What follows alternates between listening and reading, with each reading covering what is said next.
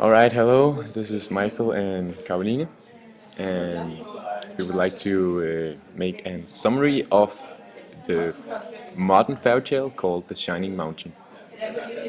So it's about a girl, and she lives in a village with her father and mother, and she's called Mala, and she was teased about that name.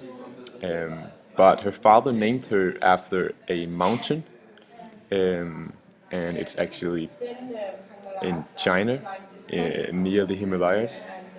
And her father was very proud of the name, but Pamela wasn't. But her father always said that one day they would climb this mountain together. First of all, her father was a mountaineer.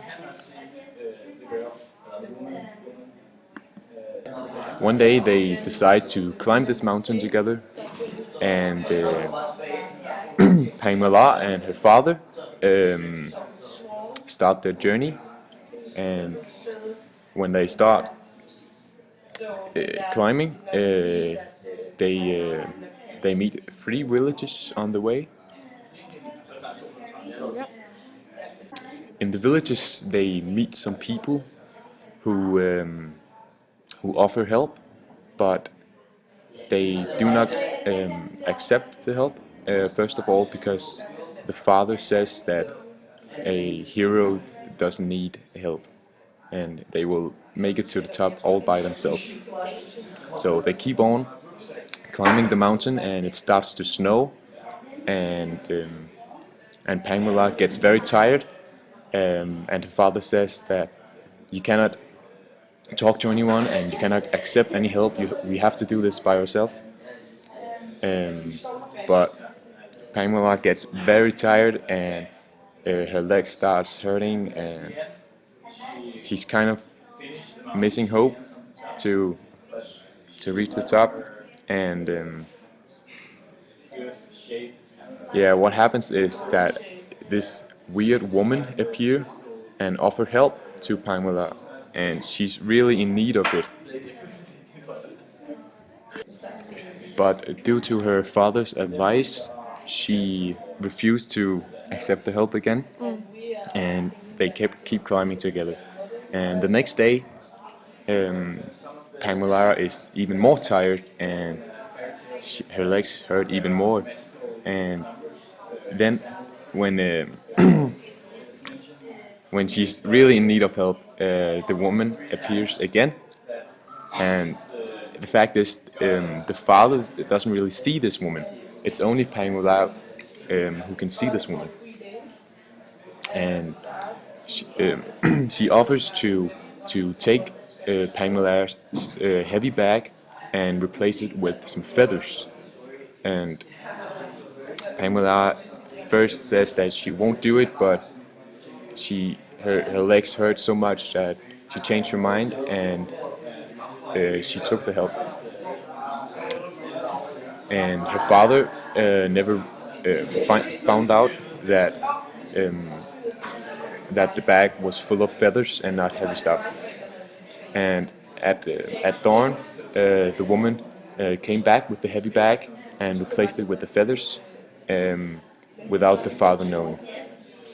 The next day they keep climbing, and again Pamela gets very tired and her legs hurt again.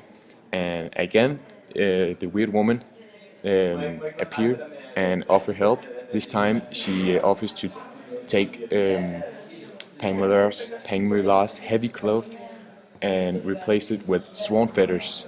And because of the pain, Pamela does it, and again her father doesn't realize it.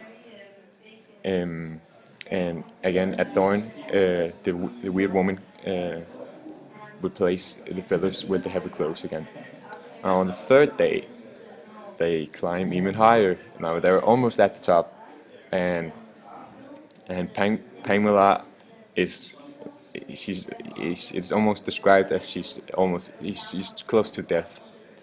Her bones are really hurting, and her heart and lungs are hurting, and she falls to the ground, and the woman appears again and offers help, but this time she offers to take Pamela's heavy heart and turn her into a swan so she can fly to the top. And Pamela kind of has no choice because she wants to make it to the top because of her father, but she knows she won't do it if she doesn't accept this offer. So when they reach the top, her father stands on the top, yelling for his daughter, but she's nowhere to be seen. And just then, this woman appears, and the woman points at the swan and says to the father, "This is your daughter." And the father starts getting very angry, and as he tries to hit the woman, a thunder shook the mountain, and he fell to the ground. When he wake up, he see this mountain goddess, and the goddess actually makes the father cry, and because of this, the goddess tells the father that he has learned his lesson, and he now can retrieve his daughter back alive and human. Yeah. And yeah, this happens, and Pamela wakes up as a human, watching her father cry, and never again was Pamela afraid that her father would be disappointed in her. Yeah. And then we talked a little about this genre, and we think it's a modern fairy tale because it's a fairy tale because it has all these magic numbers. It starts with once there was, like once upon a time, but it's not an medieval fairy tale because there's no princesses and there's no kings, and yeah, it's like it's just about this girl and the swan, and so there's not these kind of magic elements like a dragon or something. But there's a lot of symbols and imagery Metaphors. Yes. like hard as nails. It means that she's kind of strong, Tough girl. yeah. Small and bright as Smarties, and yeah, Smarties is very colorful. And crystal blue sky. It means that it's kind of innocent and it's clear, and yeah.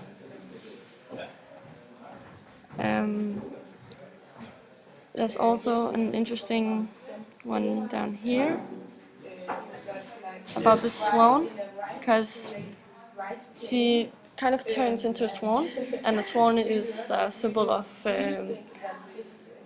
innocent and It's kind of superior to us. Also, yeah. you know, in the story about the ugly duck. Yeah, from H.C. by Andersen. H.C. Andersen. Yeah. And there's this evolution, kind of the travel from have some experiences and you travel through the story, and then you get some more experiences and you get more vice and Yeah, a white swan is almost, it's most of the time a symbol for good things, you know, happy things. yeah. We talked about this girl and her father, and all her actions is based on how she believes it would affect her father's thoughts about her. She's afraid that he will be disappointed in her, and he just expected that she will do the same as him, and that she will have the same ambition, the kind of goals.